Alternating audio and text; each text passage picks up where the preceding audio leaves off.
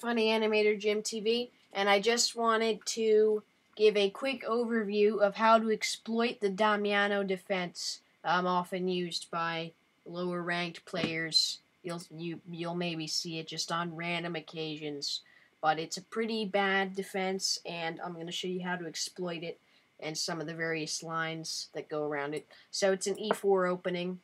Black plays e5, knight f3. Probably the most common way that people open in chess, and black has a few responses here. Knight f6, d6, and knight c6, all pretty good openings. D6 maybe not so much, but the Damiano defense is f5, f6 rather. And this is a bad move for three reasons, in my opinion. Number one, it doesn't develop a piece like knight c6 and knight f6 would. Number two, it doesn't hit the center as much as these moves, and even d6 hits the center more than f6. And the third reason, which is the most critical, is that it weakens this diagonal, which is pointing right at the king, and we will be exploiting this very soon. So the best continuation from here is actually sacrificing the knight by taking the pawn on e5. The best move from here is queen e7, but most of the time the black player is just going to be thinking, are you crazy? What are you doing? Just losing a piece. So they're going to take this knight. And here we exploit the Damiano with queen h5 check. So black has two responses, g6, g6 and king e7. So if they play g6, then you take this pawn on e5, forking the king and the rook. You regain your piece, and you have an exchange up. Instead of g6, they play king e7, survive a bit longer. Well, I mean, it's just holding on to the material. In this case, you're still going to capture this pawn, and once they move, you're going to bring another piece into the attack, bishop c4 check. From here, black has two options, either d5 or king g6. I'm going to be looking at d5 later, but for now we're just going to check king g6. So from here, you're going to go queen f5 check, king h6, and d4, giving a discovered attack from the dark squared bishop to the black king. And at this point, the only logical move is g5. And from here, we're gonna play h4, so attacking the pinned pawn to the king.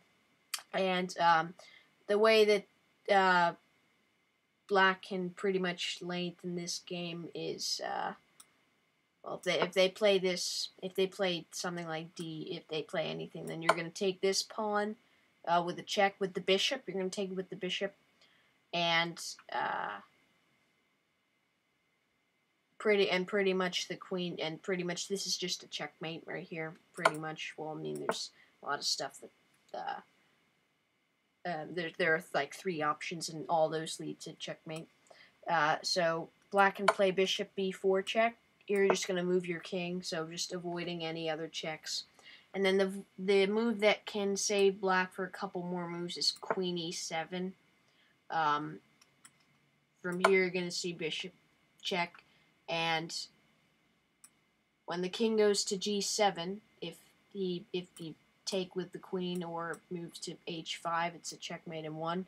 So when he goes to here, we can't just play this queen f7 move supported by the bishop for a checkmate, because the queen is guarding that. So we take the queen first of all, and then when black recaptures, now we can play queen f7 check. When the king comes down to here, we play g4, so threatening g5, and if black just does something, then we're going to play g5, check, and bishop has to take. We take, double check, so the king has to take this pawn, bring the rook up, check, only move, and bishop e2 is a checkmate. So that is how to play if your opponent plays king g6.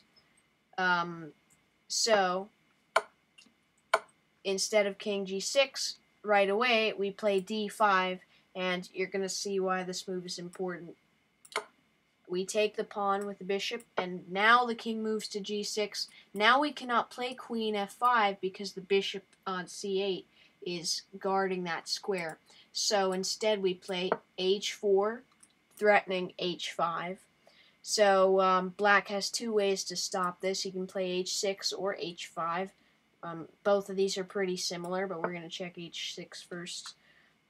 So now we take this pawn on b7 with our bishop, and if black is crazy enough to take this pawn with his bishop, then this leads to mate in 1.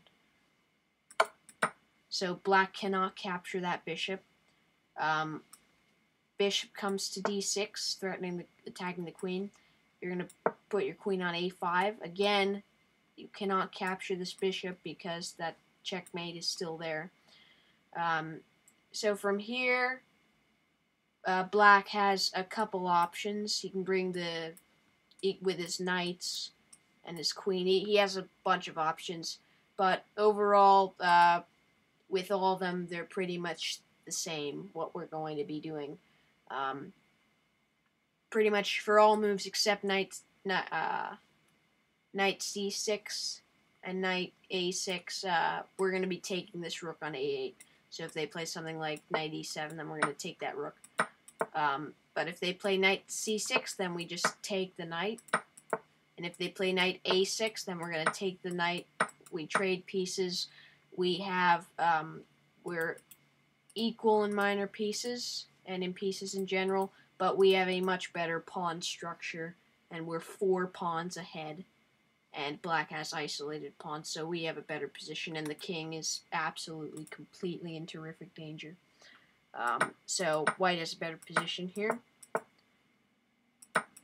So that's h6. So instead of h6, black can play h5, and this is pretty similar. We're going to be taking this pawn again. And for this time, it's not a mate in 1 if black takes this pawn. Here we're still going to be we're still going to be moving our queen to f5. After here, we play d3 or d4 to open up that bishop. And the only move here is, well, pretty much the only logical move is g5. But from here, we just we don't actually want to take the pawn. We want to put our queen on f7. And what this is going to do is it traps the black king right there. So it's a stalemated king. So pretty much if we just put the king in check, then we can win this game. So if black just does something like this, then we just take the pawn. The only move is queen takes, and then we take the pawn on h5 with the rook, checkmate. Instead of taking with the bishop, black cannot take with the bishop. Black is going to play d6, and we play queen e5, and black can still not capture that bishop. So here, black has pretty much what white's going to do is pretty much the same as last time. If white plays knight c6, you're going to take it. If white plays knight a6, you're going to exchange the pieces. If white plays like knight e7, then you play queen g5 check, and no matter where the king moves, you're going to take the rook.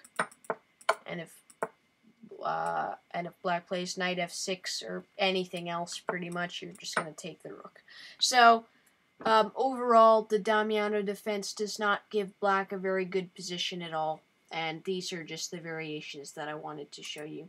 So always remember, if they play Damiano, then take that pawn, and you have a extremely high chance of winning the game. Thank you for watching.